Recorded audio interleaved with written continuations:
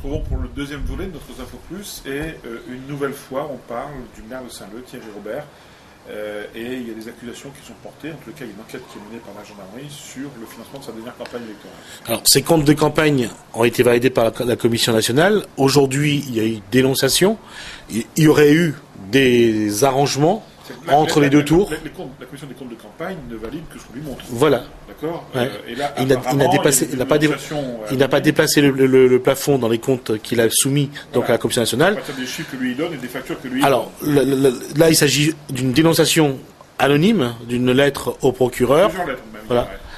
D'une lettre au procureur qui apparemment a retenu l'attention du procureur. Ouais. Donc aujourd'hui, des personnes ont été attendues, y compris Isabelle Poudroux, l'ancienne conseillère générale. Donc, est-ce que... Qui sur la fin n'était plus aussi bien avec Thierry Robert qu'au début. Là. Ouais, elle n'a pas récupéré son poste de conseillère générale. Elle a été un petit peu abandonnée aussi. Ouais.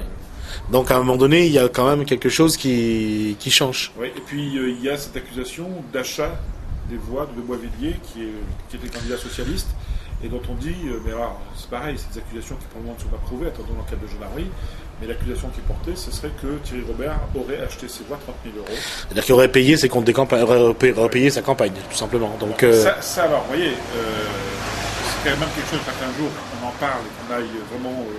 parce que le fait de payer les comptes de campagne, c'est une pratique qui est assez courante en politique. Ouais. Moi, je sais que quand j'étais candidat et que j'étais battu au premier tour, mon adversaire qui lui était au second tour s'attendait à ce que je lui demande quelque chose.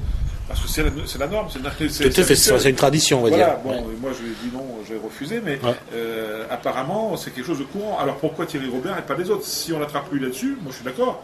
Et c'est-à-dire qu'il faudra aussi chercher les autres. Parce que...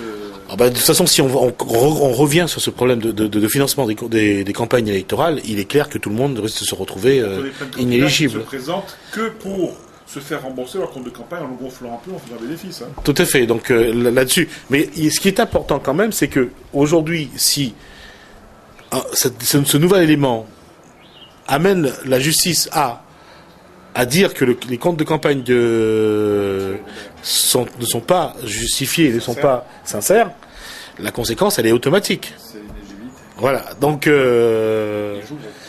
Enfin, je sais pas si c'est lui qui joue gros, mais en tout cas, celui qui est en train de peser tout son poids pour le déstabiliser, c'est ce qu'il fait. Alors, deux éléments. Est-ce que c'est la droite? Est-ce que c'est le PCR?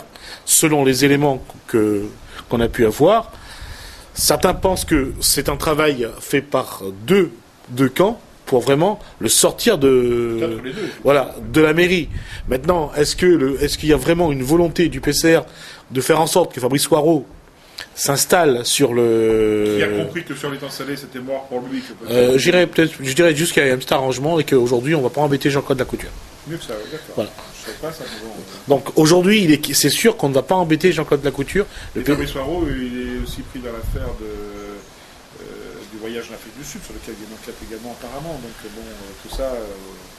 Mais ce qui est paradoxal, parce qu'aujourd'hui, Cyril Amicaro lorgne aussi sur le canton de Piton-Saint-Eux. Il a déclaré qu'il était candidat. Voilà, donc Fabrice Poirot. Voilà, voilà.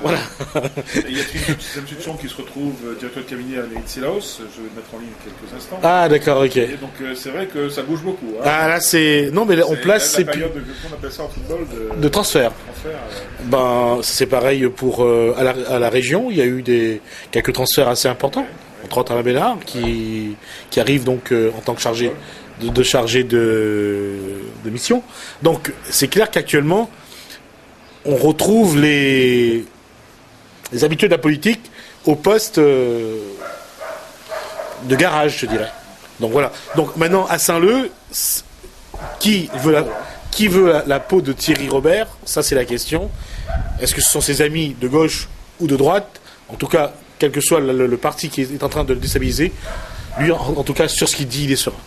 Mais attendons justement ce que je voulais vous dire. Attendons de voir le résultat de l'enquête. Parce que pour le moment, ce ne sont que des accusations de lettres anonymes.